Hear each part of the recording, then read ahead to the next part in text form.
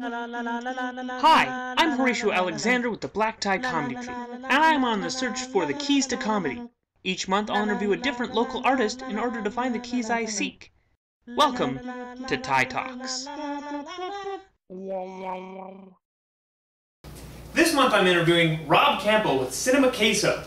Rob, nice to meet you. Hey, it's good to see you. How are you today? Doing well. How about yourself? I'm excellent. So good.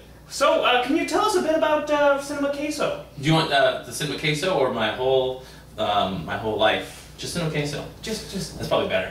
It's a lot more interesting.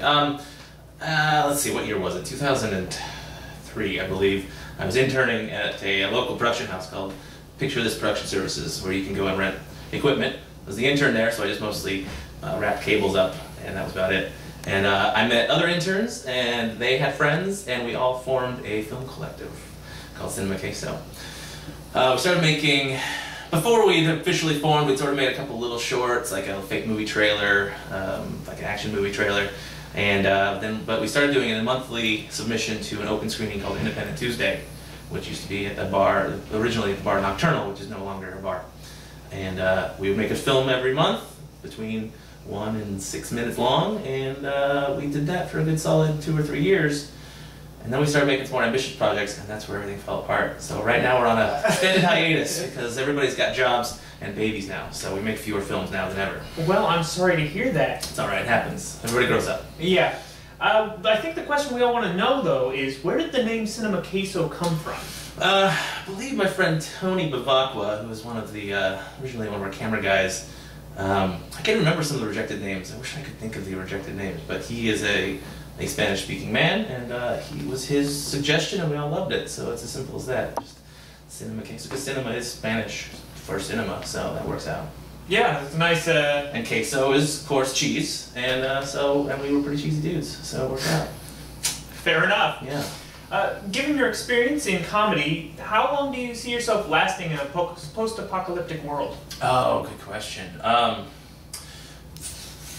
It depends on whether or not there's still currency, or if you're able to pay with buy and sell and trade things with video making skills, because otherwise my producing skills might not come in handy in a world where, although I do have chickens, so I have some food and eggs. Okay. Depends on my neighborhood and how many of the, like, I feel like my current neighborhood will band together and not kill and rip each other apart, so I think I'll be okay, but that's just, I'm just kind of an optimist that way. Okay. Realistically, I'm dead in like 5 minutes. Like, realistically. That's fair. I mean, just, I'm like, what? Apocalypse? Okay, suicide. So. Well, Not really, I'm just totally kidding. Suicide is not funny, or anything to joke about. what advice would you give someone who's just starting out in video comedy? You definitely need to find, like, my skill is not necessarily in camera work or lighting or sound or any of this stuff. I have like a little bit of knowledge in each of those areas. Luckily, I'm really good at finding people who are good at those things. And you need to find like gotta get a good sound guy, because sound is very important. You gotta get a good, a decent camera guy, although if you want to just tell stories, camera on a tripod, that's fine for me. Like if you want really fancy cinematography, it adds a lot of production quality, but if you just got jokes to tell, and you don't really care so much about, it's not as important to me. But you still gotta find a really good camera guy, sound guy. You don't want a girl on your team that's really, for some reason girls are really good at this, at like just keeping everybody on track. You need a mom, like a group mom. Ah, yes, okay. So my skill was finding all these people. You gotta have like 3 or 4 writers that don't have huge egos. They all get together, they like get along together. That's a really good point. And you need a good like web guy. You need a guy, if you're gonna get your videos viral, which we failed at. We have some views. Some of our movies have literally tens of hits. So a couple of them are bigger, but nothing really went crazy over our time span of like 7 years long.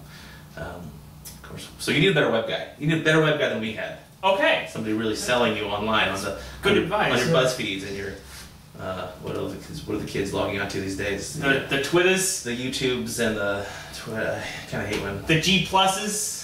Yeah, the Google, right? That's the thing. That's a really big way to get people on the G plus. Yeah. All right.